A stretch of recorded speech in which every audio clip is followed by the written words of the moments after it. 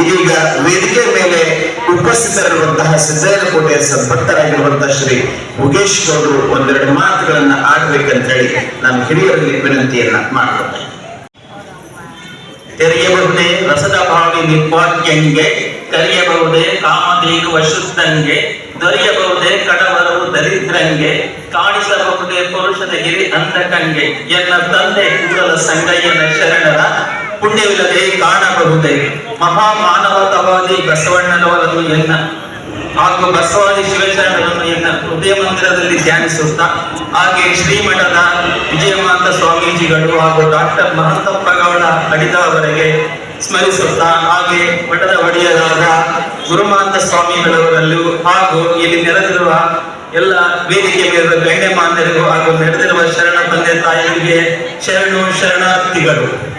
ನಾನು ಮೊದಲೇ ಹೇಳಿದಂತೆ ಕೂಡಲ ಸಂಗನ ಶರಣರ ಪುಣ್ಯವಿಲ್ಲದೆ ಕಾಣಬಹುದೇ ಈ ವಾಣಿಯಂತೆ ನಂದು ಮೊಳಕಾಮೂರು ಚಿತ್ರದುರ್ಗ ಜಿಲ್ಲಾ ಮೊಳಕಾಮೂರು ತಾಲೂಕು.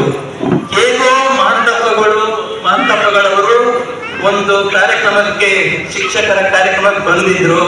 ಆಗ ನಮ್ಮ ತಂದೆಯವರು ಶಿಕ್ಷಕರಾಗಿದ್ದವರು ಮಹಂತಪ್ಪಗಳವರ ವ್ಯಕ್ತಿತ್ವಕ್ಕೆ ಆಕರ್ಷಿತರಾಗಿ ಅವರ ಶಿಷ್ಯರಾದರು.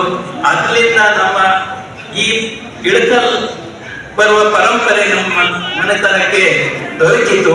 ಅಂದಿನಿಂದ ನಾವು 73ನೇ ಇಸ್ವಿಯಿಂದ ನಾವು ಶ್ರೀಮಠದ ಸದ್ಭಕ್ತರಾಗಿ ನಡೆದುಕೊಂಡು ಬಂದಿದ್ದೀವಿ. ನಮ್ಮ ಮನೆಯಲ್ಲಿ ಎಲ್ಲರೂ ಉತ್ತಮ ವ್ಯಾಸಂಗ ಮಾಡಿ ನಾನು ಕೇಂದ್ರ ಸರ್ಕಾರಿ ಇಲಾಖೆಯಲ್ಲಿ ನಿವೃತ್ತಿ ಹೊಂದಿದ ವ್ಯಕ್ತಿಯಾಗಿದ್ದೇನೆ. ಹಾಗೆ ಅಪ್ಪಗಳ ಆಶೀರ್ವಾದದಿಂದ ನಮ್ಮ ಸಿದ್ದೇಕೋಟೆಯಲ್ಲಿ ಮಠವೂ ಆಯಿತು. ಅದು ಪ್ರಸ್ತುತ ನಾನೇ ಅಧ್ಯಕ್ಷನೂ ಆಗಿದ್ದೇನೆ. ಹೀಗೆ ನಮ್ಮ ಪರಂಪರೆ ಮನೆತನದ ಪರಂಪರೆಯನ್ನೇ ಉತ್ತರಿಸಿದವರು ಮಹಂತಪ್ಪಗಳವರು. ನಾನು ಈಗ ಈ ವೇದಿಕೆಯಲ್ಲಿ ಮಾತಾಡುತ್ತಿರುವುದು ನನಗೆ ಅತ್ಯಂತ ಸಂತೋಷದಾಯಕ ವಿಷಯವಾಗಿದೆ. ನಾನು ನೋಡಿ ಬೆಂಗಳೂರಿಂದ ಬಂದೆ ಈ ಕಾರ್ಯಕ್ರಮಕ್ಕೆ. ಆದ್ರೆ ನೀವೆಂತ ಪುಣ್ಯವಂತರು ನೋಡಿ, ಇಲ್ಲೇ ಸ್ವಾಮೀಜಿಗಳಿದ್ದಾರೆ, ನಿತ್ಯ ನೀವು ಈ ಕಾರ್ಯಕ್ರಮದಲ್ಲಿ ಭಾಗವಹಿಸಬಹುದು. ನಿಮ್ಮಂತ ಪುಣ್ಯವಂತರು ಇನ್ಯಾರೂ ಇಲ್ಲ. ನಿಮ್ಮ ದರ್ಶನ ಮಾಡೋದೇ ನಮಗೂ ಒಂದು ಪುಣ್ಯನೇ. ಯಾಕಂದ್ರೆ ಮಹಾಂತಪ್ಪನವರ ನೆಲದಲ್ಲಿ ಹುಟ್ಟಿದವರು ನೀವೆಲ್ಲರೂ. ನಾವು ಅಲ್ಲಿಂದ ದರ್ಶನ ಮಾಡಕ್ಕೆ ಯಾವಾಗೋ ನಮಗೆ ಮೂಡ್ ಬರಲ್ಲ, ಬರ್ತೀವಿ ಯಾವಾಗೋ 2-3 ವರ್ಷಕ್ಕೊಂದ್ಸಾರಿ. ಆದ್ರೆ ನೀವೆಲ್ಲರೂ ಪುಣ್ಯಶಾಲಿಗಳಿದ್ದೀರಾ. ಮಹಾಂತಪ್ಪಗಳು ನಿಮ್ಗೆಲ್ಲರಿಗೂ ಆಶೀರ್ವಾದ ಮಾಡಿದರೆ, ಅದರಿಂದ ನೀವೇ ಪುಣ್ಯಶಾಲಿಗಳು. ಮತ್ತೆ ಇನ್ನು ಶ್ರಾವಣ ಮಾಸದ ಕಾರ್ಯಕ್ರಮ ಪ್ರಾರಂಭ ಆಗ್ತಾ ಇದೆ. ಅನುಭಾವ ಅಂದ್ರೆ ನಮ್ಮ ಶರಣರು ಹೇಳಿದ್ರಲ್ಲ, ಕೆರೆ ಹಳ್ಳಗಳು ಮೈದೇರದರೆ ಕಪ್ಪೆ ಚಿಪ್ಪುಗಳು ಕಾಣಬಹುದು, ವ್ಯಾರಿಗೆ ಮೈದೇರದರೆ ಮುದ್ದು ರತ್ನಗಳು ಕಾಣಬಹುದು.